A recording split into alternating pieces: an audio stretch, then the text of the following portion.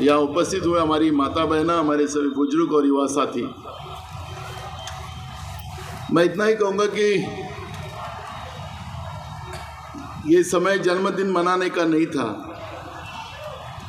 क्योंकि कल जिस तरह से हमारी लोकतांत्रिक व्यवस्था का गलत पोस्टमार्टम मीडिया के माध्यम से किया गया और उससे लोगों में सख्त नाराजगी हुई। लोग गुस्से में आए कि हमने मोदी सरकार के विरोध में वोट किया, बीजेपी के विरोध में वोट किया, धूप में लंबी लाइन में घंटों से खड़े रहे और लोगों को मालूम है कि इस बार का चुनाव बीजेपी वर्सेस देश की जनता ऐसा चुनाव हुआ। राहुल गांधी जी ने भी खुद इस बात को, लोगों की भावनाओं को समझा और कई रैली में राहुल गांधी जी ने भी इस बात का उल्लेख किया।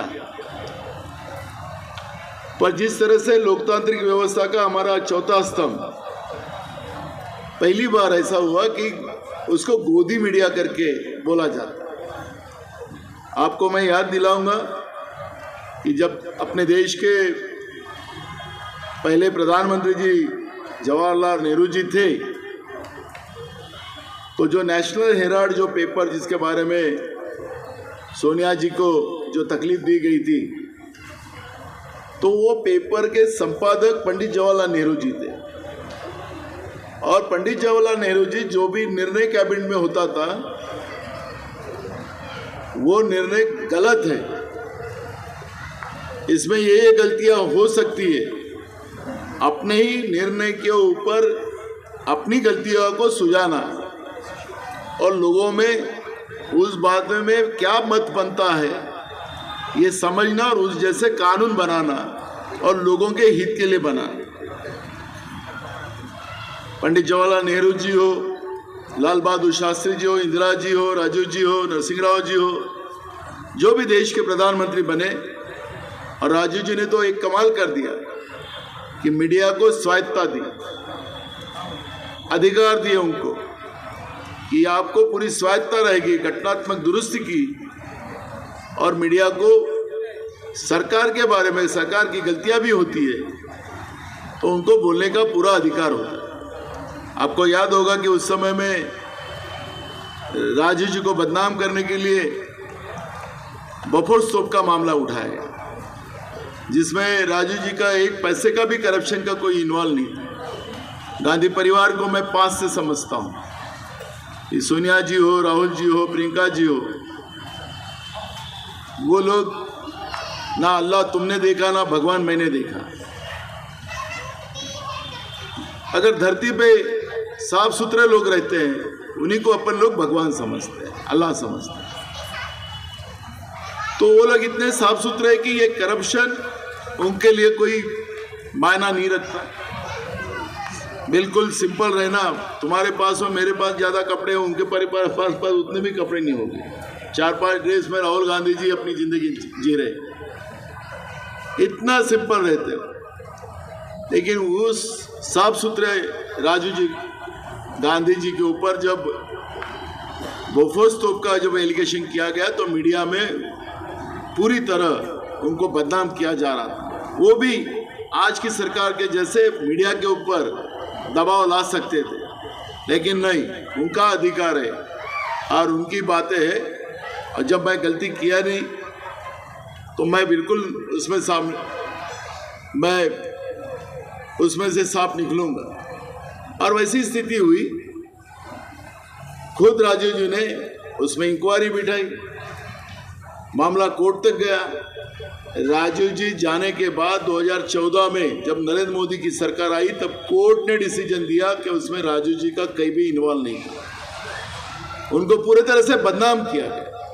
वही बोफोर्स तोप हम कारगिल की जब लड़ाई हुई अटल बिहारी वाजपेयी की सरकार के समय में, उसी कारगिल लड़ाई में हमने हमारे देश के फौज की जानें तो बचाई और उसी बोफोर्स तोप से हमने कारगिल की लड़ाई जीती।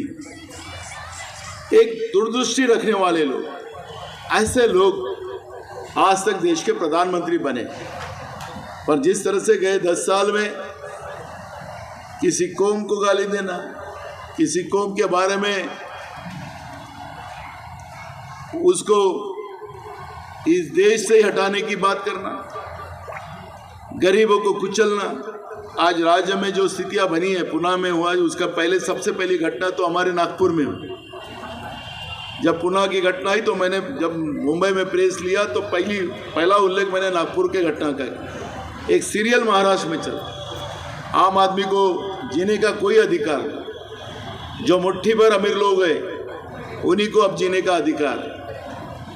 इस तरह का एक माहौल देश में और राज्यों में बनाया जा रहा है, और ऐसे समय में किसानों में हो, युवाओं में हो, गरीबों में हो, मीडियम क्लास के लोग अब लाइट इलेक्ट्रिक के बिल तो बढ़ा दिए, लेकिन उसको अब रिचार्ज का मीटर लगाना शुरू हो गया। अगर रिचार्ज नहीं होगा तो खाना भी अंधेरे में खाना पड़ेगा। महंगाई एक तरफ से बढ़ा दी, इस महीने के इलेक्ट्रिक के बिल आपको आए होंगे तो कितने ज़्यादा आए होंगे इसका अंदाज आपको आता। हर चीज़ में महंगा, लोगों का जीना हराम हो। और लोगों ने ये चुनाव को ही राहुल जी ने जो गारंटी दी उसी आधार पर कि देश को एक ही आदमी आगे ले जा सकता है, राहुल जी, और इंडिया आघाड़ी को मुखिया राहुल जी बन सकते हैं, और उसी आधार पर देश में सभी तरह, जैसे अभी अनीस भाई ने बताया कि हिमाचल से वो आए, महाराष्ट्र में भी हर जगह अनीस भाई घूमे, और मैंने देखा कि लोग खुद ब खुद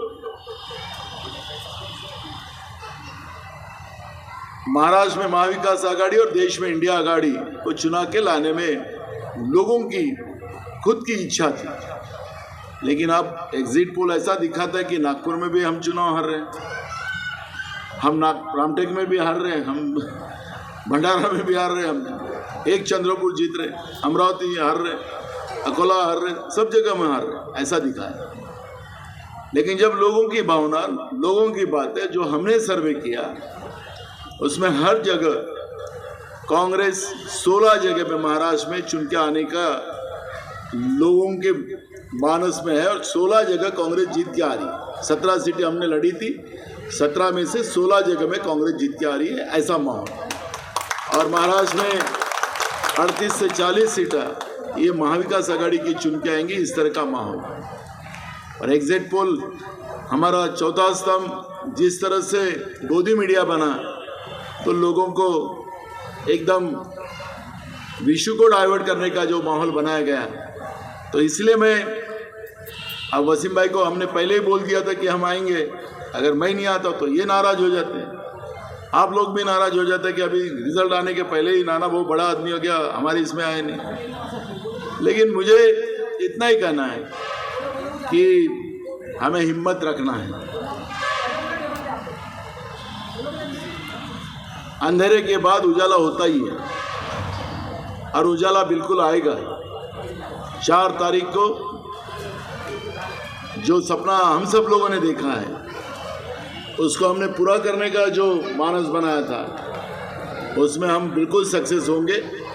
और मुझे लगता है कि 4 जून को जो रिज़ल्ट आएंगे वो रिज़ल्ट हमारे इंडिया आघाड़ी के बाजू में होंगे, और देश का प्रधानमंत्री हमारे सबके लाडले नेता राहुल गांधी बनेंगे।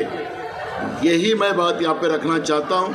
और मैंने सोच लिया वसीम भाई कि अगर 4 तारीख का रिज़ल्ट अगर जनभावना के आधार पे नहीं हुआ तो 5 तारीख का जन्मदिन मनाने का कोई कारण ही नहीं। और आप सब लोगों को मैं बताना चाहूँगा कि 5 तारीख ये पर्यावरण दिन है, जागतिक पर्यावरण दिन। जागतिक पर्यावरण दिन का, क्योंकि अब देश में पर्यावरण की स्थिति बदल गई है। अपना नागपुर एक ज़माने में हरा भरा नागपुर था, और आज अपना नागपुर पूरा उजड़ा हुआ नागपुर हो गया। हमारे नागपुर में टेम्परेचर इतना बढ़ा दिया, पूरे झाड़ कटवा दिया डेवलपमेंट के नाम से। सीमेंट की फैक्ट्री उनकी है कि किसकी है पता नहीं, उन्हें कहा कि 80 साल रोड चलेंगे, अब हम 2 साल में ही रोड उखड़ना चालू हो। नागपुर में एक बारिश आई कि लोगों के घर में पानी घुस जाता है। हमारे नागपुर को विकास के नाम से बर्बाद करने का काम किया और टेम्परेचर अलग बढ़ा दिया। ठीक है, जो भी बातें हैं, 4 तारीख का रिजल्ट, ये हमने जिस मकसद से वोट मारा था उसमें हम सफल हो, इंडिया आघाड़ी की सरकार देश में आए, और आप सब लोगों ने प्रेयर भी करना है, दुआ भी करना है। और मुझे लगता है कि आपकी प्रेयर और आपकी दुआ ये व्यर्थ ना जाएगी। ऊपर वाला भी है, कितना भी पाप करने वाले लोग होंगे, लेकिन ऊपर वाला उनको सबक देगा। और 4 तारीख को देश की सरकार बदलने का जो हमारा मकसद था वो पूरा होगा। इतना ही मैं कहूँगा, वसीम भाई को इतना ही कहूँगा कि ये समय नहीं था ये, क्योंकि लड़ाई का समय है। ये जिस तरह से आज़ादी की लड़ाई हमने लड़ी थी, वही लड़ाई हम आज़ाद हिंदुस्तान में लड़ रहे हैं। और आज़ाद हिंदुस्तान में इसलिए लड़ रहे हैं कि हमारा हिंदुस्तान ही खतरे में लाने का काम सत्ता में बैठने वाले लोगों ने करके रखा है। और इसलिए ये खुशी का समय नहीं है, ये हमारा देश बचेगा, हमारा देश का संविधान बचेगा, तब हमारे लिए, सबके लिए खुशी है। और आज महाराष्ट्र में ऐसी परिस्थितियां हैं कि 75 एरिया में 75% एरिया में पूरा सूखा पड़ा हुआ। अभी महाराष्ट्र में कांग्रेस कमेटी के माध्यम से हम लोगों ने 6 कमेटियां बनाई। मैं खुद मराठवाड़ा में था, किसानों की पूरी फसलें बर्बाद हो गई, एक महीना पीने का पानी नहीं मिलता, जानवरों को चारा नहीं, लोगों का जीना हराम हो गया है।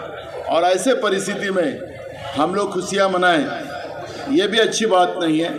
और मैं इसलिए वसीम भाई और आप सबके खुशी के लिए यहाँ पर आया हूँ। और ये समय हमारी व्यक्तिगत खुशी मनाने का नहीं, हम सबकी खुशियाँ होगी, वहाँ हमारी खुशियाँ